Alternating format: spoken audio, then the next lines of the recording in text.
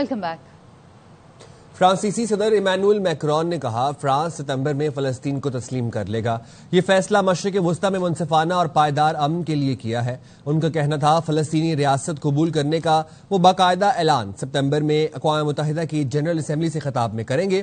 انہوں نے فلسطینی صدر محمود عباس کو لکھا گیا خط سوشل میڈیا پر شیئر کیا جس میں لکھا کہ مشرق وسطی میں پائیدار اور منصفانہ امن کے لیے فرانس نے فیصلہ کیا ہے کہ وہ ریاست فلسطین کو تسلیم کرے گا. فرانسیسی صدر نے لکھا کہ ہمیں فوری جنگ بندی، تمام یرغمالیوں کی رہائی اور غزہ کے عوام کے لیے بڑے پیمانے پر انسانی امداد کی ضرورت ہے. امریکہ نے فرانسیسی صدر کا فلسطینی ریاست تسلیم کرنے کے اعلان کو سختی سے مسترد کر دیا. امریکی وزیر خارجہ مارکو روبیو نے کہا کہ صدر میکرون کا یہ فیصلہ حماس کے پروپیگنڈے کو بڑھاوا دینے اور حماس کی خدمت کرنے کے مترادف اور 7 اکتوبر کے متاثرین کے منہ پر تماچا ہے.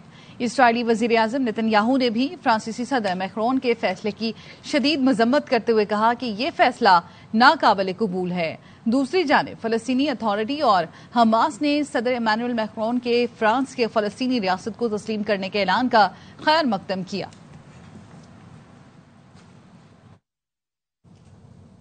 امریکہ نے دوحہ میں غزہ جنگ بندی مذاکرات کرنے والے اپنے وفد کو واپس بلا لیا. امریکی ایلچی سٹیو وٹکاف کہتے ہیں مشاورت کے لیے غزہ جنگ بندی مذاکرات سے اپنی ٹیم کو واپس بلایا ہے. حماس کے تازہ رد عمل کے بعد مشاورت کے لیے اپنی ٹیم کو واپس بلایا ہے. ہم اب یرغمالیوں کو گھر لانے کے لیے متبادل آپشنز پر غور کریں گے.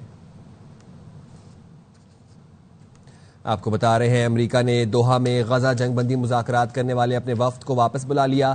امریکی ایلچی سٹیو وٹکاف کہتے ہیں مشاورت کے لیے غزہ جنگ بندی مذاکرات سے اپنی ٹیم کو واپس بلایا ہے.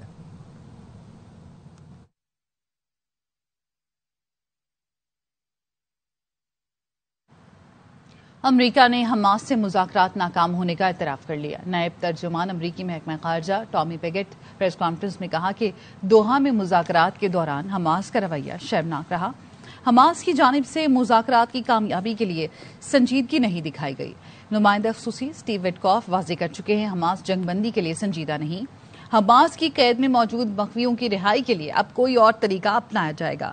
غزہ کے مکین حماس کی بربریت کا نشانہ بن رہے ہیں. غزہ میں متاثرین تک امداد پہنچانے کے لیے پرعزم ہیں. غزہ کی موجودہ صورتحال سے اچھی طرح واقف ہیں. یقینی بنانا ہے غزہ میں جانے والی امداد حماس کے ہاتھ نہ آئے. غزہ میں جاری تشویشناک صورتحال حماس آج ہی ختم کر سکتا ہے. حماس مخفیوں کو رہا کرے اور ہتھیار ڈال دیں. صدر ٹرمپ غزہ میں امداد جاتے دیکھنا چاہتے ہیں. To bring our team home from Doha for consultations after the latest response from Hamas, which clearly shows a lack of desire to reach a ceasefire in Gaza. While the mediators have made a great effort, Hamas does not appear to be coordinated or acting in good faith. We will now consider alternative options to bring the hostages home and try to create a more stable environment for the people of Gaza. It is a shame that Hamas has acted in this selfish way. We are resolute in seeking an end to this conflict and a permanent peace in Gaza. But the question has never been our commitment to a ceasefire. The question has been Hamas's commitment to a ceasefire.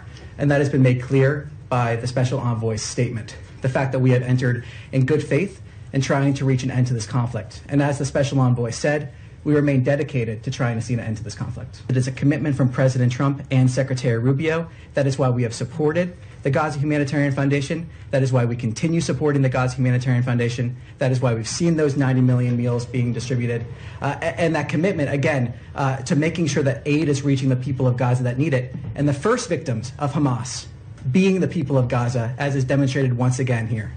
فلسطین اور مقبوضہ کشمیر کے عوام کو آزادی کا حق دینا ہوگا. نائب وزیر اعظم اسحاق ڈار کا سلامتی کونسل میں اظہار خیال. پاکستان کی زیر صدارت اجلاس میں کہا پاکستان OIC کا بانی رکن ہے. اس تنظیم نے ہمیشہ عالمی امن کی کوششوں میں پل کا کردار ادا کیا.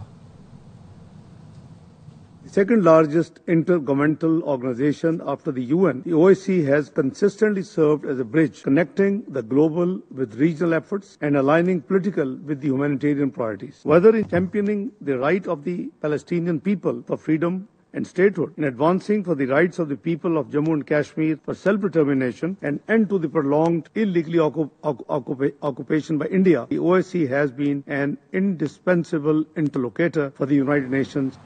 نائب وزیر اعظم اسحاق ڈار نیو یارک سے ٹرین کے ذریعے واشنگٹن پہنچ گئے۔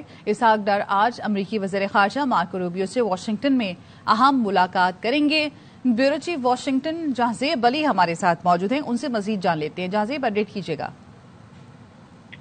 جی دیکھیے، وزیر خارجہ نائب وزیر اعظم اسحاق ڈار ابھی کچھ دیر پہلے ہی واشنگٹن ڈی سی پہنچے ہیں۔ 2 روزہ دورہ ہے ان کا واشنگٹن ڈی سی کا، جہاں پر وہ امریکی تھنک ٹینک اٹلانٹک کونسل میں خطاب کریں گے اور پاکستان کی جو فارن پالیسی ہے اس حوالے سے جو ہے بتائیں گے کہ پاکستان کیا چاہ رہا ہے، دنیا سے کیا چاہ رہا ہے، امریکہ سے کیا چاہ رہا ہے، کیا چیلنجز ہیں اور کن معاملات پر پاکستان چاہتا ہے کہ امریکہ ان کی مدد کرے۔ اس کے ساتھ ساتھ ایک اہم ملاقات ہے ان کی امریکی وزیر خارجہ مارکو روبیو کے ساتھ صبح 11 بجے، اور اس ملاقات کو بہت اہمیت کے زاویے سے دیکھا جا رہا ہے، کیونکہ پاکستان انڈیا کی جنگ کے بعد جیسا آرمی چیف نے سر ٹرمپ سے ملاقات کی، اس کے بعد یہ دوسری اہم ملاقات ہے۔ پاکستان کی سویلین قیادت جو ہے وہ اس وقت ٹرمپ انتظامیہ سے ملنے جا رہی ہے، اور اس میں کشمیر سمیت پاک امریکہ تعلقات، پاکستان انڈیا کی جو صورتحال ہے، سنتاس معاہدے کی جو خلاف ورزی کر رہا ہے بھارت، اور مسلسل جو اشتعال انگیز بیانات دے رہا ہے، پھر افغانستان کے چیلنجز ہیں، اور پاکستان اور امریکہ کے درمیان جو تجارتی معاہدہ ایک ہونے جا رہا ہے، انویسٹمنٹ کی اپرچونیٹیز ہیں، ان تمام معاملات پہ تفصیلی گفتگو ہوگی مارکو روبیو کے ساتھ۔ اور اس کے بعد جو ہے اسحاق ڈار واپس نیو یارک روانہ ہو جائیں گے، وہاں پر ان کی اور مصروفیات ہے، اور 28 جولائی کو جو ہے وہ نیو یارک میں ایک اہم پریس کانفرنس سے بھی خطاب کریں گے۔ ٹھیک ہے، بہت شکریہ آپ کا۔ خبر دے رہے ہیں آپ کو، گلگت بلتستان میں سیلاب کی تباہ کاریاں، تاحال 12 افراد لاپتہ ہونے کا خدشہ ہے۔ لاپتہ افراد کی تلاش کے لیے سرچ آپریشن جاری ہے۔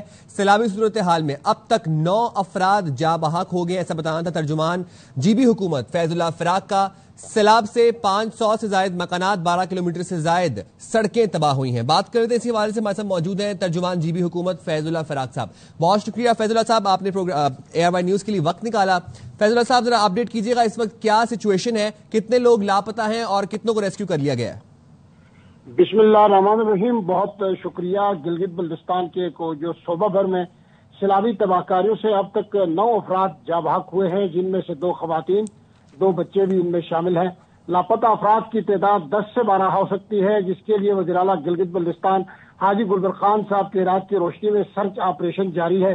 سیلاب کی تباہ کاریوں سے 500 سے زائد گھر تباہ ہوئے ہیں، مجموعی طور پر 12 کلومیٹر سے زائد سڑکیں تباہ ہوئی ہیں۔ صوبہ بھر میں 27 پل اور 22 گاڑیاں سیلابی ریلوں کی نظر ہو گئی ہے۔ لاتعداد دکانیں و مویشی خانے تباہ ہوئے ہیں اور ہزاروں فٹ عمارتی لکڑی ریلوں کے ساتھ بہہ گئی ہے۔ سب سے زیادہ مالی و جانی نقصانات ضلع دیامر میں ہوا، اور ضلع دیامر کے تانگیر اور تھور کے علاوہ سب سے زیادہ نقصان جو افسوسناک واقعات پیش آئے ہیں وہ شاہراہ بابوسر پہ آئے ہیں۔ سیلابی تباہ کاریوں سے درجن سے زائد افراد زخمی ہوئے ہیں۔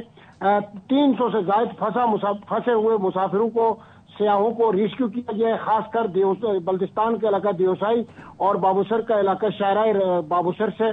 ریسکیو و سرچ آپریشن میں پاک فوج کے دستوں نے بڑھ چڑھ کر حصہ لیا ہے۔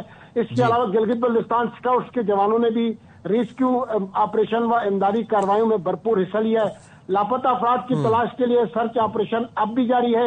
ہیوی مشینری وہاں پہ ڈپیوٹ کی جا چکی ہے۔ فیض اللہ صاحب، یہ بتائیے گا، جو 12 افراد لاپتہ ہیں یہ تمام تر سیاح ہیں یا ان میں مقامی افراد بھی موجود ہیں؟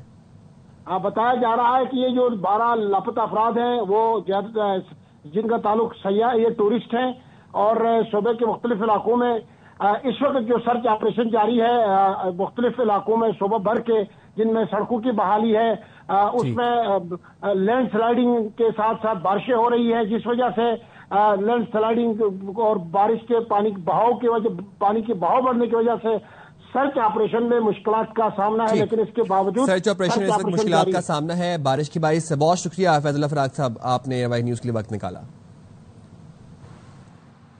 محکمہ موسمیات کے مطابق آج لاہور، راولپنڈی، اسلام آباد، چترال، دیر، سوات، کشمیر اور گلگت بلتستان میں بارش متوقع ہے۔ کراچی، کوئٹہ، پشاور سمیت دیگر علاقوں میں موسم گرم اور مطروب رہے گا۔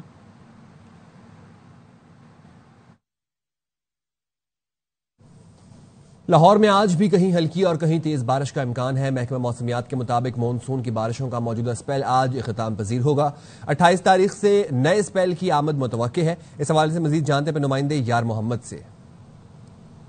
بالکل لاہور میں آج بھی بارش کا امکان ہے. محکمہ موسمیات کے مطابق گزشتہ 5 روز سے جاری مانسون کی بارشوں کا موجودہ سپیل جو ہے وہ آج اختتام پذیر ہوگا. آج دوپہر اور شام کے وقت ہلکی سی تیز بارش مختلف علاقوں میں اس کا امکان ظاہر کیا جا رہا ہے. رات گئے بھی لاہور شہر میں وقفے سے ہلکی اور تیز بارش ہوتی رہی ہے، جبکہ آج کم سے کم درجہ حرارت 25 ڈگری سینٹی گریڈ ریکارڈ کیا گیا ہے، جو زیادہ سے زیادہ 33 ڈگری سینٹی گریڈ جانے کا امکان ظاہر کیا جا رہا ہے. 28 تاریخ سے چند روز بعد دوبارہ جو مانسون کی بارش کا ایک سپیل ہے وہ پنجاب میں آئے گا اور مختلف علاقوں میں تیز بارش کا اس کے حوالے سے بھی امکان ظاہر کیا جا رہا ہے. جی، کراچی میں صبح سویرے بادل چھائے ہوئے ہیں. محکمہ موسمیات کے مطابق آج مطلع جزوی ابرآلود رہے گا. اپڈیٹ لیتے ہیں نمائندہ عدنان راجپوت سے. جی عدنان. آج بالکل کراچی شہر میں سرمئی بادلوں کا راج برقرار ہے. محکمہ موسمیات کی جانب سے بتایا جا رہا ہے کہ کراچی شہر میں آج بھی کہیں ہلکی اور کہیں تیز بارش کا امکان ہے. سمندری ہوائیں بھی بحال ہیں، جبکہ محکمہ موسمیات کی جانب سے مزید بتایا جا رہا ہے کہ کراچی شہر کا اس وقت کا جو موجودہ درجہ حرارت ہے 29 ڈگری سینٹی گریڈ ہے. کم سے کم 28 ڈگری سینٹی گریڈ ریکارڈ کیا گیا ہے، جبکہ دن بھر زیادہ سے زیادہ درجہ حرارت 33 سے 35 ڈگری سینٹی گریڈ تک جانے کا امکان ہے. ہوا میں جو نمی کا تناسب ہے وہ 75% ہے اور کراچی شہر میں اس وقت ہوا 10 کلومیٹر فی گھنٹے کی رفتار سے چل رہی ہے. 9 مئی مقدمات میں ہمارے 39 ارکان پارلیمنٹ کی نااہلی کا خطرہ ہے. Chairman P T I barrister Gohar کہتے ہیں 26 نومبر کیسز شامل کریں تو علی امین سمیت ارکان کی تعداد 75 ہو جائے گی.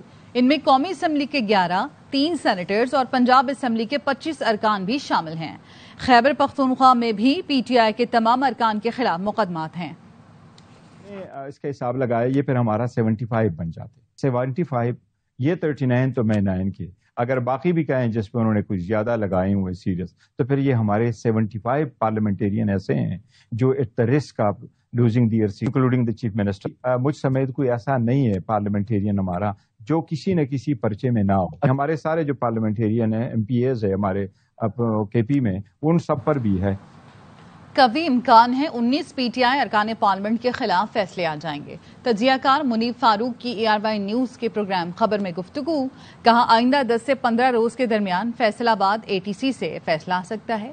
شبلی فراز، عمر ایوب اور دیگر 19 ارکان کو سزائیں سنائی جا سکتی ہیں. سزا ہوتی ہے تو اس کے بعد پی ٹی آئی کے 19 ارکان نشستوں سے نااہل ہو جائیں گے. فیصلوں کے بعد شاید پی ٹی آئی کے اسمبلی اور سینٹ میں نمبرز کم ہو جائیں. 10 سے 15 روز کے اندر دیر از اے گریٹ لائکلیہڈ کہ ایک فیصلہ جو کہ فیصلہ آباد ATC سے آ رہا ہے اس کے اندر اپیرنٹلی کوئی 19 کے قریب لیڈرشپ کے لوگ ہیں جن کے خلاف ممکنہ طور پہ وہ فیصلہ آ سکتا ہے. انکلوڈز شبلی فراز صاحب، دیٹ انکلوڈز عمر ایوب صاحب اور چند لوگ ہیں جن کے نام ہیں. جب فیصلہ آتا ہے اگر سزا ہوتی ہے دیٹ مینس کہ پھر کنوکشن کے بعد پھر آپ نااہل بھی ہو جاتے ہیں. اور شاید اب یہی ہے کہ ایک پلیتھورا آف ججمنٹس آئیں گی تحریک انصاف کی، شاید ریڈیوس ہو جائے نمبرز بھی قومی اسمبلی کے اندر بھی، شاید سینٹ کے اندر بھی، شاید کچھ صوبائی اسمبلیوں کے اندر بھی. یہ there is a great likelihood and things are moving towards that. Mastung میں بھارتی حمایت یافتہ دہشت گردوں کے خلاف انٹیلیجنس بیسڈ آپریشن فورسز کی مؤثر کارروائی میں بھارتی حمایت یافتہ 3 دہشت گرد مارے گئے. ISPR کا بتان ہے میجر زیاد سلیم اور سپاہی ناظم حسین بہادری سے لڑتے ہوئے شہید ہو گئے. ہلاک دہشت گردوں سے دھماکہ خیز مواد برآمد کیا گیا. علاقے میں ممکنہ دہشت گردوں کے خاتمے کے لیے کلیئرنس آپریشن کیا جا رہا ہے. فورسز بھارتی حمایت یافتہ دہشت گردی کے خاتمے کے لیے پرعزم ہیں.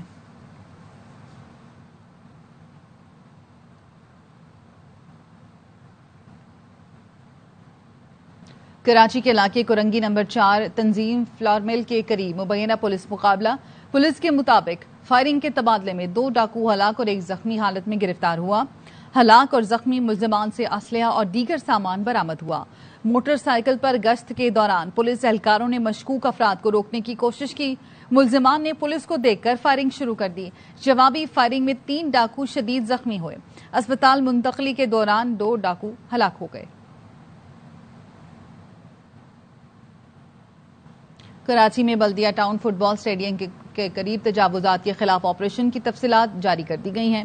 کارروائی کے دوران بڑے رقبے پر چائنا کٹنگ کے ذریعے بنائے گئے پلاٹ مسمار کیے گئے ہیں. افضل خان ہمارے ساتھ موجود ہیں، ان سے مزید جانیں گے. بتائیے گا افضل. دیکھیے، اس آپریشن کی تفصیلات کے مطابق جو مسلح اور ڈنڈا بردار شرپسند عناصر تھے، انہوں نے کارروائی کے دوران مزاحمت بھی کی اور آپریشن کے دوران بڑے رقبے پر بنائے گئے چائنا کٹنگ کے ذریعے جو پلاٹ تھے ان کو مسمار کیا گیا. آپریشن کے دوران انسداد تجاوزات کی ٹیم نے ایک شرپسند کو گرفتار بھی کیا. اس واقعے کا مقدمہ سعید آباد تھانے کے اندر نامعلوم اور نامزد ملزمان کے خلاف درج کیا گیا ہے. اس حوالے سے ڈپٹی کمشنر کیماری راجہ طارق کا کہنا ہے کہ آپریشن اسٹیڈیم کی دیوار سے متصل اور بجلی کی ہائی ٹینشن لائن کے نیچے غیر قانونی پلاٹنگ کے خلاف کیا گیا. آپریشن ڈائریکٹر لینڈ کے KMC کی سفارش پر ڈپٹی کمشنر کی ٹیم نے دیگر اداروں کے ساتھ مل کر کیا اور اس موقع پر جو سیکورٹی کے انتظامات تھے وہ SSP کیماری کی جانب سے دیے گئے تاکہ تجاوزات کے خلاف امن و امان کی صورتحال خراب نہ ہو. آپریشن کے دوران مشینری اور دیگر لاجسٹک سپورٹ فراہم کرنے کی ذمہ داری ڈائریکٹر KMC کی تھی اور اس کے علاوہ اسسٹنٹ کمشنر جو بلدیہ ٹاؤن ہے انہوں نے آپریشن کے دوران متعلقہ اداروں سے رابطہ کیا. اچھا افضل، اس آپریشن کے دوران کوئی گرفتاریاں عمل میں لائیں؟ جی بالکل، اس آپریشن کے دوران ایک شرپسند کو گرفتار بھی کیا گیا ہے جبکہ کچھ افراد اس کے اندر فرار ہیں. سعید آباد تھانے میں مقدمہ درج ہوا ہے تو نامزد ملزمان اور کچھ نامعلوم صورت شناس عناصر کے خلاف مقدمہ درج ہوا ہے اور پولیس اور دیگر اداروں کا کہنا ہے کہ ان ملزمان کی گرفتاری کے لیے بھی ٹیمیں تشکیل دی جائیں گی اور جلد ان تمام عناصر کو گرفتار بھی کیا جائے گا. جی ٹھیک ہے، بہت شکریہ آپ کا اپڈیٹ کرنے کے لیے.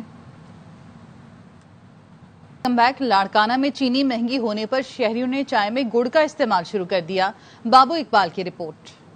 لاڑکانہ میں بھی چینی کا ریٹ 200 روپے تک پہنچ گیا ہے، جس کے بعد شہریوں نے میٹھے گڑ کو متبادل قرار دیتے ہوئے اسے چائے بنانے میں استعمال کرنا شروع کر دیا ہے. ہم چائے بھی گڑ میں پی رہے ہیں، ہماری ساری فیملی گڑ میں ہی چائے پی رہی ہے. ایک تو یہ فائدہ مند ہے، دوسرا جو چینی آج کل مل رہی ہے ایک تو وہ مہنگی بہت ہے، دوسرا وہ ٹیسٹ نہیں ہے، اتنی مٹھاس نہیں ہے بلکہ زیادہ ڈل جاتی ہے جس کی وجہ سے کافی ہیلتھ ایشوز بھی ہو رہے ہیں. تو اس وجہ سے ہم نے نیچرل چیز کا استعمال کر رہے ہیں، گڑ کا یوز کر رہے ہیں. چینی مہنگی ہو جانے کی وجہ سے ہم نے گڑ میں چائے پینا سٹارٹ کر دی ہے. میرے ساتھ ابھی سبھی جو ہیں میرے کولیگز وہ بھی گڑ کی چائے پینا پسند کرتے ہیں اور گڑ کی چائے کے بہت سارے فائدے بھی ہیں. مقامی سطح پر بننے والے گڑ کی قیمت 160 روپے فی کلو گرام ہے. ہوٹل مالکان کے مطابق شہری گڑ میں بنی چائے کو پسند کر رہے ہیں. جو بھی گراہک آتا ہے بولتا ہے گڑ میں چائے بنا کے دو اور بنتی بھی اچھی ہے، مزے سے پیتے ہیں. وہ ہوٹل ہے چائے کا، اس کے اندر جو ہے ہم چینی سے چائے بناتے تھے. ابھی مہنگائی اتنی ہو گئی ہے، چینی مہنگی اتنی ہو گئی ہے کہ ہم افورڈ نہیں کر پا رہے ہیں بالکل بھی، تو ہم گڑ میں چائے بنا رہے ہیں. تو ابھی کسٹمر کی بھی یہی ڈیمانڈ ہے کہ جی کہنا ہے آپ گڑ میں چائے بنا کے دیا کریں ہمیں، تو لہذا چینی کے لیے کچھ کیا جائے، بہت زیادہ مہنگی ہوتی جا رہی ہے. لاڑکانہ میں چینی مہنگی ہونے کے بعد گڑ کی مانگ میں بھرپور اضافہ ہونے لگا ہے. شہریوں کا مطالبہ ہے کہ حکومت چینی کی بڑھتی قیمتوں پر کنٹرول کرے. کیمرہ مین وسیم بھٹو کے ہمراہ اقبال بابو، ARY نیوز، لاڑکانہ. اور اب شامل کریں گے ٹیک نیوز. امریکی ماہرین نے بیک وقت اڑنے اور چلنے والے جدید ڈرونز متعارف کروا دیے جو پروپیلرز کی مدد سے اپنے توازن کو برقرار رکھتے ہوئے چل بھی سکتا ہے اور اڑ بھی سکتا ہے. اس کے ساتھ ہی نیوز بلیٹن سے فی الوقت اتنا ہی. مزید خبروں اور اپڈیٹس کے لیے دیکھتے رہیے ARY نیوز.